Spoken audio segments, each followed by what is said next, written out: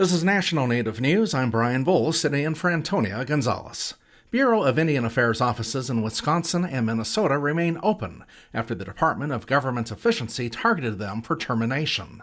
As Danielle Kading reports, the initiative, formerly led by billionaire Elon Musk, had proposed canceling leases for several offices earlier this year. The cancellations affected offices in Ashland and Shawano in Wisconsin and Bemidji in Minnesota. Wisconsin tribes say the Bureau of Indian Affairs office in Ashland is a critical regional hub that processes land trust applications and provides education assistance and law enforcement support. Robert Blanchard is chair of the Bad River Band of Lake Superior, Chippewa. He says closing the office would have been a hardship for the tribe. We would have probably had to go to maybe Minneapolis or some other place further away from us to get services. Bill Broidrick represents the owner of the Ashland office. He says Wisconsin tribes adopted a resolution in opposition to its closure. On that basis, the decision was made by the Bureau of Indian Affairs to keep the office open. The Bureau of Indian Affairs says all 3 offices remain open. The agency says it's working to ensure adequate space continues to be available to support delivery of services to tribes. For National Native News, I'm Danielle Kading. While summer is winding down, Powwow season is now a year-long observation thanks to venues held indoors or in warmer climes like the Southwest. But you can still get a chilly reception if you don't mind your manners. Buffalo's Fire recently talked to several natives at the 55th United Tribes Technical College Powwow and asked them what their number one rule for good etiquette was. One of the main things I'd say not to do at a powwow is put your chairs down where the drums are supposed to be.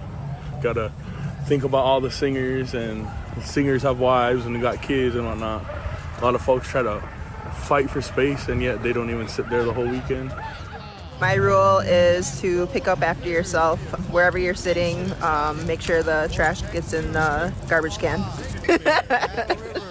People should know is not to take pictures of you without your permission. Always ask where you're from, your name, what tribe you're from, where you're from. If it's okay if take pictures of them.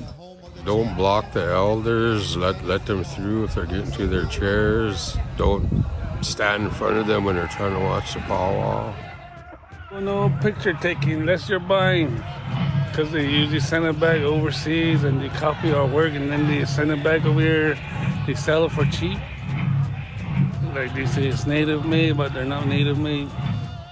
My rule is to be good and help look out for the vendors. A lot of the times that they sit here and they have to spend a lot of their day, they don't get the chance to get up, to go get drinks, to go get food.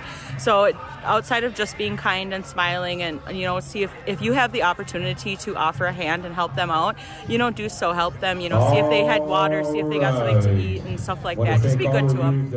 That was Dion Crazy Bull, Gabby Rave, Easton Wolf, Richard Gillette, Leroy Henry, and Gia MacArthur, all natives sharing their powwow's do's and don'ts as part of Buffalo's Fire's coverage of the UTTC International Powwow held earlier this month.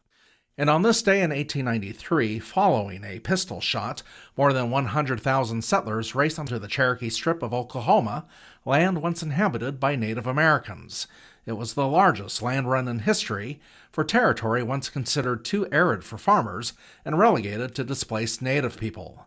But settlers pressured President Benjamin Harrison to open up the area to non-natives, who hurried to stake their claim.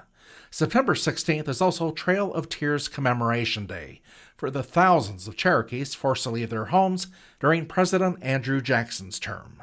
This is National Native News. I'm Brian Bull.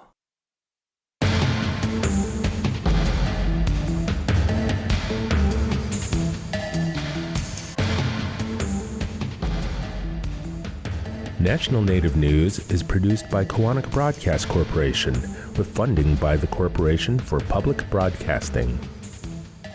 Support by Drummond Woodsum, a full-service law firm whose nationally recognized tribal nations practice provides services to tribal nations and their enterprises and to companies that do business with tribes across the country.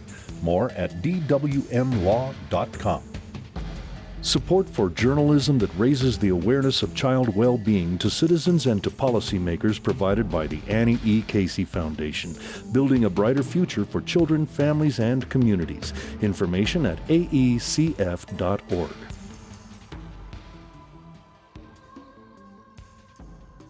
Native Voice One, the Native American Radio Network.